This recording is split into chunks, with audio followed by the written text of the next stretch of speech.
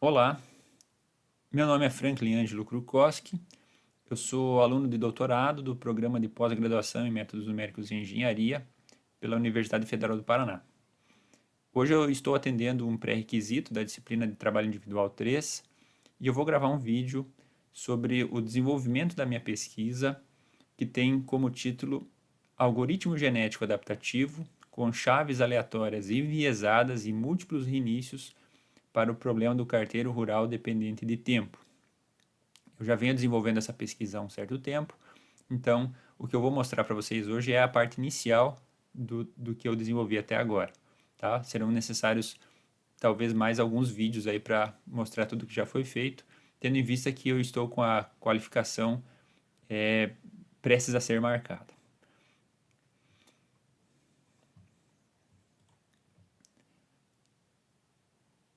Na apresentação de hoje, eu pretendo fazer uma breve introdução aí ao tema, eu vou tentar contextualizar, mostrar a justificativa e os objetivos do meu problema, e além disso vou mostrar brevemente o que já foi desenvolvido de revisão de literatura, como o problema evoluiu historicamente, o que consiste a dependência de tempo, como ela influencia no problema, o que é a condição FIFO, e vou mostrar brevemente alguns outros problemas relacionados ao tema que possuem características semelhantes. Quando a gente fala em problemas de roteamento, a literatura ela acaba trazendo duas divisões.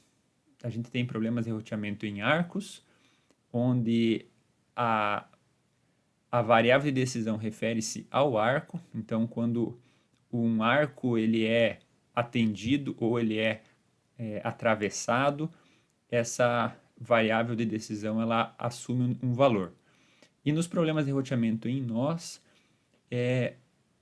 a variável refere-se ao vértice, ao nó, ao ponto de encontro entre dois arcos. Então, existe essa diferenciação e é bom que a gente deixe claro, desde o início, essa diferença.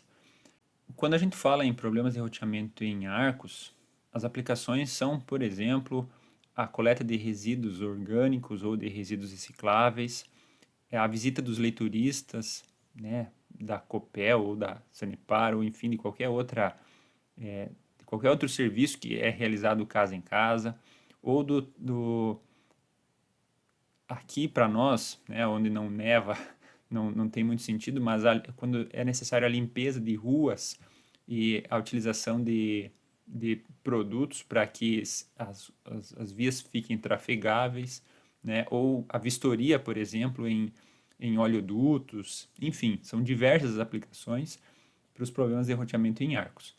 E os problemas de roteamento em nós, sempre que a gente tem o atendimento a clientes em pontos específicos em um mapa, né, a gente pode caracterizar isso como um problema de roteamento em nós, onde o cliente em particular ele está em um determinado ponto do grafo. Quando a gente trata de problemas de roteamento, sempre o congestionamento ele acaba sendo, por muitas vezes, não considerado. Né? No geral, quando a gente fala de, de problemas de roteamento, ou se trabalha com uma média do congestionamento, né? Ou eles simplesmente não são considerados. E quando a gente passa a fazer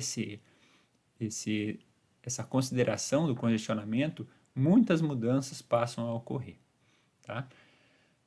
Os congestionamentos eles podem ser previsíveis, né, como por exemplo quando a gente tem tráfego intenso durante horas de pico em determinados trechos, em determinadas vias, ou eles também podem ser imprevisíveis devido a condições climáticas, acidentes, que aí a gente consegue até ter uma noção o, com o histórico dessas condições, né, com o histórico desses acidentes, mas a gente não consegue determinar nem quando e nem onde eles vão acontecer. E nesse sentido, a dependência de tempo ela nos possibilita considerar os congestionamentos que são previsíveis no nosso problema. né? Porque o congestionamento ele varia ao longo do tempo, seja ao longo do dia, seja ao longo da semana, a gente tem períodos de congestionamentos diferentes. E quando a gente considera essa dependência de tempo, para cada arco em particular, nós vamos ter períodos de congestionamento variáveis. Isso vai fazer com que o problema fique bem maior, com mais variáveis e possivelmente mais custoso computacionalmente. Ele vai precisar de uma máquina melhor ou de mais tempo, né? Ou de um modelo mais eficiente para rodar aí nos mesmos moldes. Quando a gente trabalha com problemas de otimização, a questão fundamental é o gerenciamento de certos recursos disponíveis.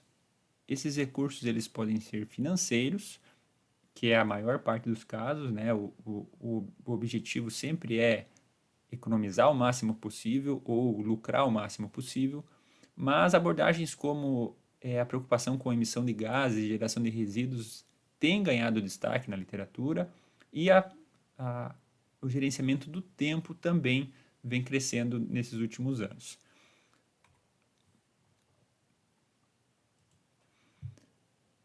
Os problemas de roteamento em arcos e os problemas de roteamento de veículos, que é como a gente chama os problemas de roteamento em nós, eles têm diversas ramificações, são áreas bem consolidadas na literatura e a gente vai ver na sequência, são muitas e muitas variações desses problemas. Mas a dependência de tempo é uma área, é uma sub-área dessa área maior que tem um condicionamento um pouco diferenciado. É recente a preocupação com a dependência de tempo. Uma porque o problema com dependência de tempo ele é um problema mais difícil e é recente aí a capacidade dos computadores em se trabalhar com problemas grandes. Outra consideração importante é que os dados e as informações que nós temos atualmente, elas possibilitam essa consideração, né? As informações sobre tráfego e condicionamentos, ela se dá por sensores, por semáforos, por aplicativos, né? Hoje em dia, dificilmente uma pessoa transita numa região desconhecida sem ter um aplicativo, né? Um aplicativo de celular. Então, essas informações, elas estão se popularizando, estão ficando cada vez mais disponíveis e aí possibilita a incorporação dessas informações nos problemas de roteamento de modo geral. E a importância de se tratar os congestionamentos nos problemas de roteamento é porque eles são, em geral, muito caros, né? O consumo de combustível é maior, a gente vai realizar, se houver congestionamento, a gente possivelmente vai atender tardiamente os clientes ou vai demorar mais do que o previsto, né? E ainda, quando a gente trata dos congestionamentos, a gente pode evitar, né, o excesso de tripulação. Por exemplo, a gente tem um trabalho para ser realizado em uma determinada área. Se eu considerar que esse trabalho vai ser realizado no menor tempo possível, pode ser que eu consiga realizar o mesmo trabalho com uma tripulação menor. Tá? Então, são nesses pontos aí que o nosso trabalho se justifica. O objetivo geral, então, do trabalho, ele consiste em propor um modelo de programação linear e um algoritmo meteorístico para uma extensão do problema do carteiro rural ao vento dependente de tempo, com o intuito de solucionar grandes instâncias com eficiência computacional.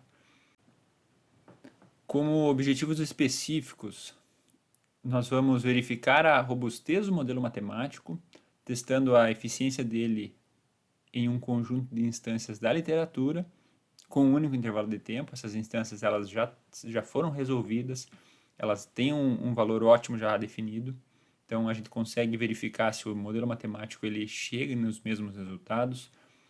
A gente pretende construir uma meta heurística baseada em algoritmos genéticos para o problema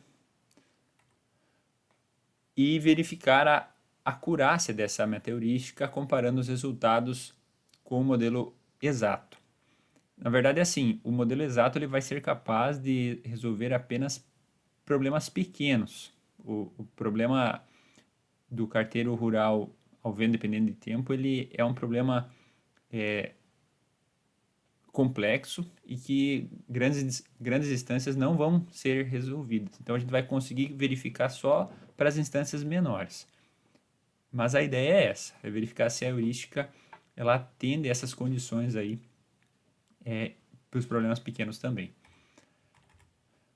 Além disso, a gente pretende adaptar um conjunto de instâncias da literatura para o problema, considerando 5 e 10 intervalos de tempo. Então, existirão variações nos intervalos que vão alterar o padrão de tráfego dos arcos para essas instâncias que já são da literatura.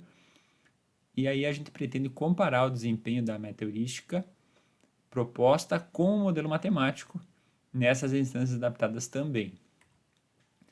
E como as instâncias da literatura elas sofreram as alterações que precisavam ser realizadas para que as instâncias elas atendessem o desenvolvimento natural dos problemas, elas acabam ficando um pouco menos reais, digamos assim. Elas não refletem necessariamente situações reais de congestionamento. Então, a gente pretende apresentar um novo conjunto de instâncias com níveis crescentes de complexidade e com recortes de situações reais. E, por fim, apresentar as soluções da meta-heurística para esse novo conjunto de instâncias, tentando identificar as melhorias a serem implementadas. O problema do carteiro rural, ele já vem sendo estudado há um bom tempo, né? Ele é uma variação do problema do carteiro chinês. Na verdade, é o contrário. O problema do carteiro chinês é um caso específico do problema do carteiro rural. Qual que é a ideia? O problema do carteiro chinês, a gente precisa que todos os arcos sejam atendidos pelo menos uma vez.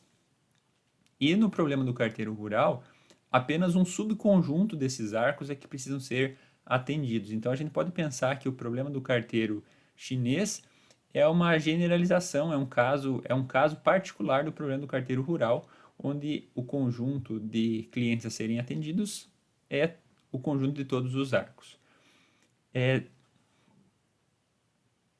Eles ainda podem ser classificados juntamente com o TSP, que é o problema do caixeiro viajante, como subproblemas do problema de roteamento geral. Qual é a ideia? No problema de roteamento geral, além de arcos que precisam ser atendidos, que são clientes, a gente tem também nós, ou vértices, que precisam ser atendidos. Então, o problema de roteamento geral consiste disso. A gente tem, além de arcos, a gente tem nós que precisam ser atendidos. E as variantes desses problemas começaram a se desenvolver ali há um bom tempo. Então, elas já têm aí muitos estudos relacionados. Eu vou passar brevemente aqui sobre isso. Tá? Em geral, esses problemas eles foram sendo desenvolvidos e em algumas situações houve tentativas de se resolver por métodos exatos, em outras situações heurísticas já foram apresentadas, mas no geral, quando o problema ele é NP-hard, os métodos exatos eles conseguem resolver instâncias que não são tão grandes, né? Exceto para algumas situações, o que vai conseguir trabalhar com problemas de grande escala são as heurísticas mesmo. Então, a heurística ela vem sendo desenvolvida, né? Os métodos heurísticos vêm sendo desenvolvidos nesse tipo de problemas já há muito tempo. Para a gente diferenciar aqui dependência de tempo com janelas de tempo, e isso vai aparecer muito nos trabalhos. Eu vou tentar explicar aqui de um jeito bem simples. Quando a gente tem janelas de tempo, né, e aí no no nome do problema ou no trabalho vai aparecer time windows, é diferente de dependência de tempo. A situação é a seguinte: quando a gente tem janelas de tempo, o atendimento precisa ser realizado em um certo intervalo de tempo. Então, por exemplo, eu preciso atender um determinado cliente ou atender uma determinada rua lá, fazer um serviço numa determinada rua em um período específico do dia. E quando a gente tem problemas com dependência de tempo, as condições para esse atendimento, elas variam com o tempo, com o passar do tempo. Por exemplo, se eu tenho dependência de tempo no custo para realizar o atendimento em um determinado cliente, se eu atender antes, eu posso ter um custo menor do que se eu atender depois. Então, o tempo vai fazer com que esse custo mude à medida que o tempo passa. Tá? Então, a dependência de tempo é isso. Ou o custo envolvido o custo envolvido em geral, né, ele depende do tempo, ele varia ao longo do tempo. Então, essa é a principal diferença. E aí, os primeiros trabalhos que levam em conta a dependência de tempo, eles são datados aí de 2002 em diante. Tá? Então, não são trabalhos muito antigos, eles são trabalhos recentes. Tá? Aqui eu citei alguns trabalhos que eu pesquisei no levantamento bibliográfico, mas o que vai servir como base para o trabalho que a gente vai desenvolver é esse que está em negrito aí na tela, do Tan Sun, não sei como é que se pronuncia, que é o problema do carteiro rural com tempos de viagens dependente de tempo. Então, a ideia nesse problema, eu vou detalhar ele mais adiante, é que o tempo que leva para eu percorrer um determinado arco muda de acordo com o início da travessia desse arco. Então, dependendo de quando eu começo a realizar uma travessia, o meu custo pode ser, meu custo, no caso, o tempo de viagem pode ser maior ou menor. Tá? Então, a ideia principal é essa. O objetivo, então, aqui falando especificamente desse problema, o objetivo, então, é encontrar uma rota com o menor tempo de duração que vai iniciar num depósito, vai passar por todos os arcos clientes pelo menos uma vez e então vai retornar ao mesmo depósito. Quando eu digo arcos clientes, eu me refiro nesse caso a um subconjunto do conjunto de arcos. Então não é necessário, como lá no problema do carteiro chinês, que eu atenda todos os arcos, apenas um subconjunto desses arcos são necessários de atendimento. Tá? Nesse trabalho em geral, a dependência de tempo ela é uma função definida por partes. E a ideia aqui é que o tempo de travessia de um arco depende de um intervalo que vai conter o momento de saída desse percurso. Ou seja, vamos supor que o meu horizonte de planejamento seja discretizado de hora em hora. Então, se eu iniciar a minha travessia durante a primeira hora, ela vai ter um tempo de travessia diferente do que se eu começar essa travessia na segunda hora ou na terceira hora. Então, o tempo de travessia muda de acordo com o início da travessia, do início do percurso. E durante esse tempo, né, durante toda a travessia desse arco, o tempo que vai ser necessário para completar essa travessia se mantém constante. E quando isso acontece, quando o tempo de travessia se mantém constante, então nós dizemos que não é contemplada a propriedade FIFO. Eu vou explicar na sequência o que significa isso. Para resolver o problema, é definida uma estrutura chamada ArcPath Alternating Sequence, que consiste basicamente em uma maneira de representar a solução do problema alternando entre arcos clientes e caminhos entre arcos clientes. Então, aqui a gente tem uma representação à esquerda aqui do grafo construído, o grafo completo. Aqui não é possível identificar, mas todos os arcos são bidirecionados, então eles vão e voltam para cada um dos arcos. E aqui na esquerda, ou melhor, na direita, a gente tem um exemplo de estrutura completa aqui, onde a gente tem inicialmente, partindo de um vértice inicial, que nesse caso é o vértice 1, nós temos um caminho que se inicia em um tempo inicial tal, tá? Então é diferenciado o tempo do caminho do tempo do atendimento do cliente, tá? Então nós temos um caminho que parte de um instante tal 1 até um cliente alfa 1 que vai ser atendido a partir de um instante T1. E assim por diante nós vamos ter sempre caminhos e arcos clientes alternando-se. Por isso que o nome é ArcPath Alternating Sequence. E nesse caso, então, é representado a estrutura aqui que vai nos dizer aí como é a rota de atendimento desses arcos clientes.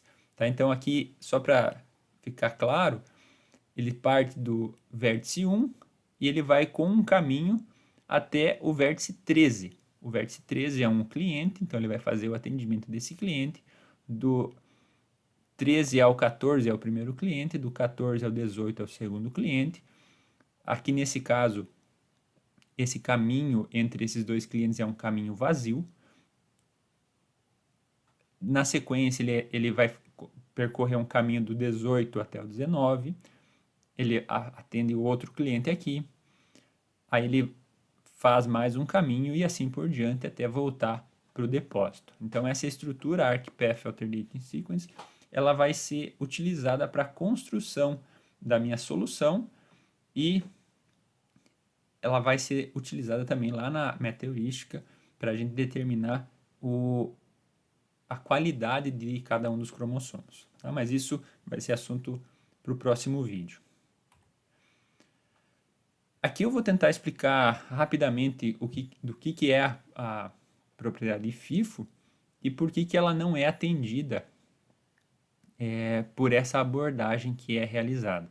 Tá? Então, aqui a gente tem a representação de tempos de viagem em intervalos diferentes. Tá? Então, essa notação aqui de IJH igual a 4 significa que o tempo necessário para se percorrer o arco IJ no intervalo H é igual a 4 e o tempo para se percorrer o mesmo arco IJ no intervalo seguinte é igual a 3. Tá? Quando a gente considera essa constância em todo o trajeto, à medida que eu inicio um atendimento ou uma travessia em um arco, dependendo de como eu inicio ela aqui, pode ser vantajoso eu esperar um pouquinho a mais, tá? Para que o atendimento se inicie somente após essa diminuição aqui. Então, nesse caso, a propriedade de FIFO ela não é atendida. Tá? Existe uma outra abordagem que se dá, que se faz uma identificação do quanto se percorre do arco em cada um dos intervalos. Então, essa abordagem ela é desenvolvida por alguns artigos, mas não é o caso do nosso problema. Tá? Então, nessa condição aqui, não importa o momento que eu saia, não importa o momento que eu saia de um determinado vértice para percorrer um arco, eu sempre vou chegar antes no arco, no vértice final desse arco, se a condição FIFO for atendida. Se a condição FIFO não é atendida, então pode ser que seja vantajoso eu aguardar até o final. Mas no nosso caso, o problema ele não vai permitir esse tempo aguardando até a, a troca de intervalos, até a troca de períodos. Então, não existe essa possibilidade. O que vai acontecer é simplesmente um arredondamento devido à troca de intervalos, a variação no tempo de travessia ter ocorrido enquanto o veículo ou, né, enfim, enquanto o veículo fazia a travessia daquele arco em particular. Então tem esse arredondamento que vai ser considerado, a gente vai fazer testes para verificar quais são as implicações da não consideração dessa condição FIFO, mas a princípio a gente não está tratando dela. Tá? E por fim, eu trago aqui algumas outras referências que a gente vem se baseando, vem estudando, vem tentando trazer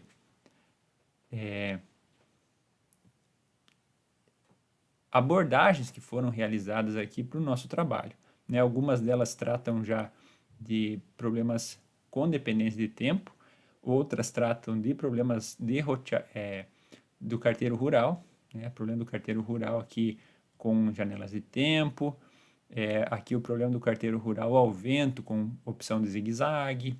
Enfim, os trabalhos eles vêm nesse sentido e a gente acredita aí que o trabalho vai contribuir com o que vem sendo pesquisado aí atualmente.